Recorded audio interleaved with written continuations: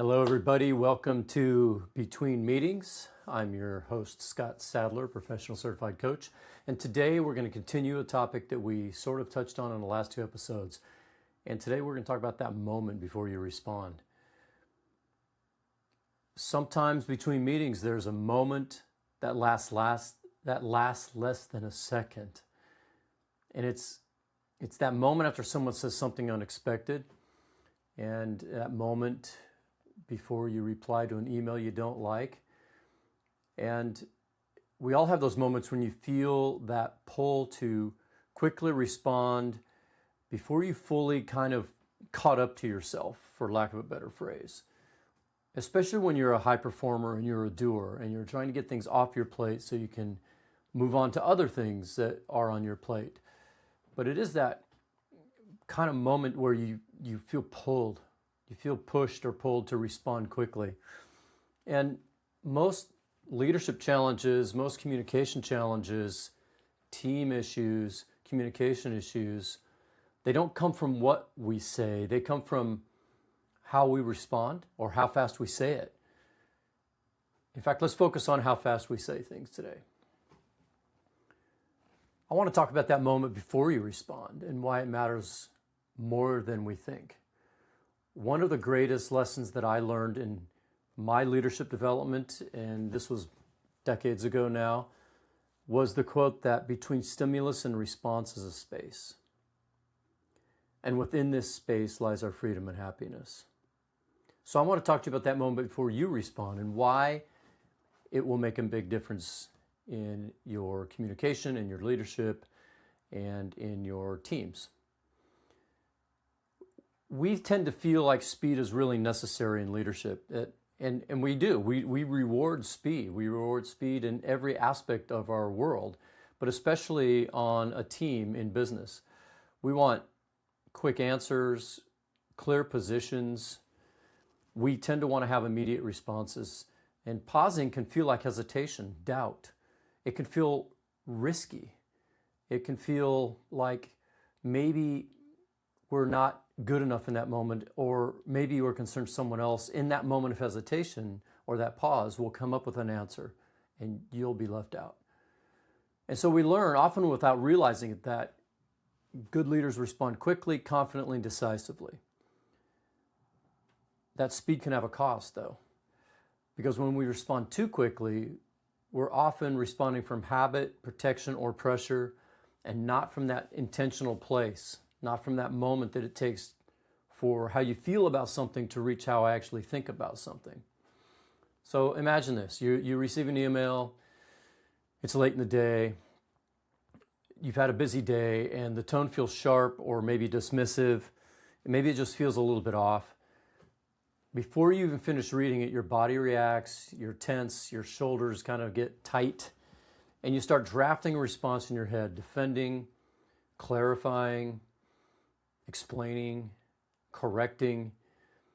This is that moment before you respond. And what's interesting is the content of the email matters less than what it activates in you. I want to say that again. The content of the stimulus, in this case an email, matters less than what it activates in you. That activation is where leadership actually happens. This is actually a mindfulness practice, and we'll talk a little bit more in the future around mindfulness, but this is a moment where you take a pause and you breathe and you start to understand that what we miss when we rush is so many things. When we rush to respond, we often miss these things. We miss what we're feeling in the moment. We don't really understand why we're feeling this way, but we start telling a story about it because that actual sensation starts informing the brain to tell a story about a situation. And then second, we miss what matters most in that situation. What would be better for us to focus on in that moment? Is it more clarity? Is it possibly boundaries you need to explain? Is there trust being built or diminished? Are we seeking more clarity? And the third thing is we miss our choice, because when we are responding automatically, we're not actually choosing, we're reacting. The moment before you respond is where choice lives. Between stimulus and response lies this space. And within this space lies our freedom and happiness. So even if it's brief, and even if it's imperfect, the practice of the pause is one of the most powerful tools you'll ever find that will make you more present to make better choices and better decisions in that moment without the reaction monster coming forward. And I should say that pausing doesn't mean that you're silent forever. It doesn't mean you're being passive or you're agreeable or you're being a people pleaser. Sometimes that pause is just internal. It's a breath. My coach likes to say it's a softening. It's a reminder. Sometimes it's external. Sometimes you can say things like, let me think about that. Give me a couple of minutes, or maybe I can get back to you tomorrow. I want to respond thoughtfully.